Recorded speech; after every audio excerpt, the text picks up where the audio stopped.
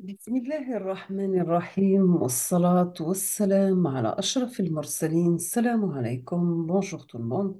Aujourd'hui, on va voir ensemble corrigé d'examen, module, normes et protocole. On va commencer par les questions de cours sur 8 points.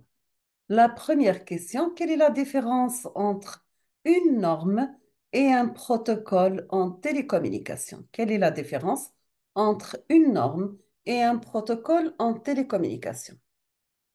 La réponse est qu'une norme technique, c'est un référentiel publié par un organisme de normalisation officiellement agréé par un État via une organisation nationale de standardisation comme AFNOR pour la France, agréée au niveau européen comme le CEN ou bien le ETSI ou encore issu d'un traité international comme le ISO. Maintenant, pour le mot protocole, un protocole, c'est une série d'étapes à suivre pour permettre une communication harmonieuse entre plusieurs ordinateurs ou bien périphériques reliés en réseau. La deuxième question, quel est le rôle des instructions de télécommunication suivantes? On va commencer par le ARPT et le ISO. Donc, nous avons ARPT, c'est l'Agence algérienne pour le développement spécialisé dans les technologies de l'information et de la communication. On passe au ISO, donc c'est l'Organisation internationale de normalisation. OIN en français, donc c'est un organisme de normalisation internationale composé de représentants d'organisations nationales de normalisation de 165 pays. Cette organisation, créée en 1947, a pour but de produire des normes internationales dans les domaines industriels et commerciaux, appelées normes ESO. Elles sont utiles aux organisations industrielles et économiques de tout type, au gouvernement, aux instances de réglementation. Bien sûr, réglementation des régions de l'économie et aux professionnels de l'évaluation de la conformité aux fournisseurs et acheteurs de produits et de services. La troisième question, dans le modèle OSI, nous parlons de l'unité TRAM. Dans quelle couche? Donc, elle se situait dans la couche 2 pour la couche liaison de données. Quels sont les trois sous-systèmes de réseau GSM? Nous avons le sous-système radio contenant la station mobile, la station de base et son contrôleur. Deuxièmement, le sous-système réseau OH d'acheminement. Et nous avons le sous-système opérationnel ou d'exploitation et de maintenance. Cinquième question, montrée par un schéma l'architecture du réseau 3G, le UMTS. Donc, vous avez l'utilisateur, node BNEB, le RNC, avant le soft handover, le core network. Sixième question, quel est le rôle du protocole FTP? Nous avons que le protocole FTP définit la façon selon laquelle des données doivent être transférées sur un réseau TCP/IP. Le protocole FTP a pour objectif de permettre un partage de fichiers entre machines distantes, permettre une indépendance au système de fichiers des machines clientes et serveurs, permettre de transférer des données de manière efficace.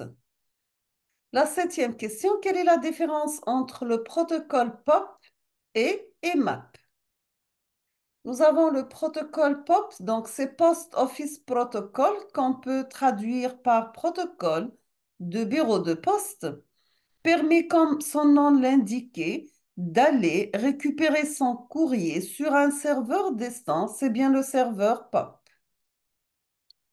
Pour le protocole EMAP, donc Internet Message Access Protocol, est un protocole alternatif au protocole POP3, mais offrant beaucoup plus de possibilités. Nous avons que EMAP permet de gérer plusieurs accès simultanés. EMAP permet de gérer plusieurs boîtes aux lettres. EMAP permet de trier le courrier selon plus de critères. On passe au QCM sur 12 points. Donc, on vous demande de cocher deux protocoles de la couche 2 de modèle OSI. La première, donc, la deuxième parmi les abréviations, pardon, sinon, les modèles, les protocoles, pardon, nous avons l'IPv4, le IPv6, le UDP et le TCP. Deuxième question, parmi les abréviations suivantes, cochez les protocoles de messagerie. Donc, vous avez le HTTP, POP, EMAP et Telnet. Donc, la bonne réponse, c'est POP, EMAP. Troisième question, cochez les modes de classification d'un réseau de télécommunications. Vous avez classification selon leur étendue géographique, classification selon la topologie, classification selon leur débit, classification selon le type de câble. Donc, les modes de classification d'un réseau de télécommunications sont classification selon leur étendue géographique et classification selon la topologie. La question numéro 4, nous avons la fréquence centrale d'un réseau LTE 4G. Est-ce que c'est 1800 MHz ou bien 2100 MHz ou bien 2600 MHz? Donc la bonne réponse, c'est 2600 MHz. Cinquième question, nous avons le 802.16a, c'est la technologie Wi-Fi, ou bien WiMAX, ou bien Bluetooth. Donc la bonne réponse, c'est WiMAX. Sixième question, cochez les normes de télévision analogique. Est-ce que le ISDP ou bien le ATSC ou bien le NTSC ou bien le PAL? Donc les bonnes réponses sont le NTSC et PAL. Ce sont les normes de télévision analogique. Septième question, nous avons le RNC appartient à la technologie GSM 2G ou bien UMTS, troisième génération, ou bien LTE quatrième génération, ou bien WiMAX. Donc la bonne réponse, c'est la troisième génération, le UMTS.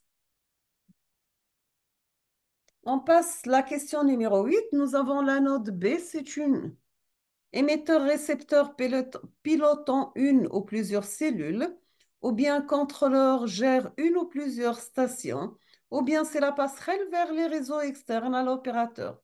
Donc la bonne réponse, c'est que la node B, c'est un émetteur-récepteur pilotant une ou plusieurs cellules. La question numéro 9, donc cocher principaux protocoles réseau utilisés par la DSL. Est-ce que c'est IP, le ATM, UDP ou bien SMTP? Donc, la bonne réponse, c'est IP ou ATM. Dixième question, donc le protocole EMAP est le protocole qui permet le transfert d'un courrier d'un serveur à un autre, ou bien récupérer un courrier d'un serveur distant, ou bien synchroniser entre les courriers en émission ou l'autre en réception.